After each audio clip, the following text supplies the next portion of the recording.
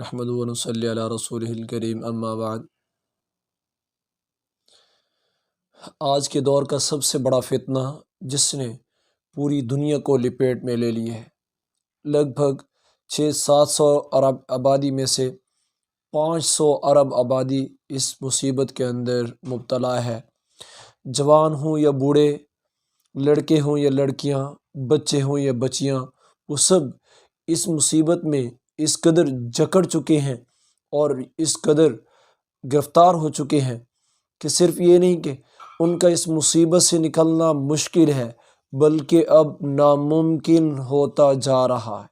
سورۃ المنافقون کے اندر اللہ رب العزت نے فرمایا کہ تمہارے مال اور تمہاری اولادیں تمہارے لیے آزمائش ہیں، اور سورۃ تحریم کے اندر اللہ فرماتے ہیں کہ تم بچاؤ اپنے آپ کو اور اپنے گھر والوں کو جہنم کی آگ سے۔ تو اللہ رب العزت نے انسان کی ہدایت کے سارے راستے بتا دیے، خیر و شر کی نشاندہی کر دی، ضلالت و ہدایت کی وضاحت کر دی، یہ ساری چیزیں روز روشن کی طرح بتا دی۔ پھر انسان کے ہاتھ میں اختیار دے دیا کہ جو راستہ چاہے اختیار کرے، جب اپنی مرضی سے اختیار کرتا ہے تبھی اس پر جزا و سزا ہے۔ تو یاد رکھیے، اس دور کا سب سے بڑا فتنہ وہ موبائل ہے جس نے پوری دنیا کو لپیٹ میں لے لی ہے۔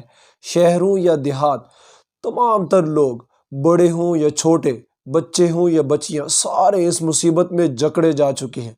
اس کا نیگیٹو استعمال، منفی استعمال ہمارے سماج پر بہت برے اثرات ڈال رہا ہے۔ دیکھیں، لوگ گھنٹوں کے گھنٹوں بیٹھے اس موبائل پر بیکار وقت ضائع کر رہے ہیں۔ سب سے بڑا، اس سے آگے بڑھیے، ہمارے نوجوان نسل، نیو جنریشن جو ہمارا مستقبل ہے، وہ سارے کے سارے اس میں اتنے اس مصیبت کی لپیٹ میں آ چکے ہیں کہ بچے بچیاں، کم سن بچے بچیاں، وہ سارے اس موبائل کو اس قدر استعمال کر رہے ہیں اور منفی استعمال کر رہے ہیں۔ والدین کو تعلیم کا دھوکہ دے کر بیٹھے چیٹ کر رہے ہیں، اپنے فرینڈ سے دوستی کی گپ شپ ہو رہی ہے، ہجانی باتیں ہو رہی ہیں، ہجانی ویڈیوز دیکھی جا رہی ہیں، عشق و معاشقہ کی باتیں چل رہی ہیں، بے دردی سے والدین کے دی ہوئے پیسہ اور وقت کو بے حسی کے ساتھ ضائع کیا جا رہا ہے۔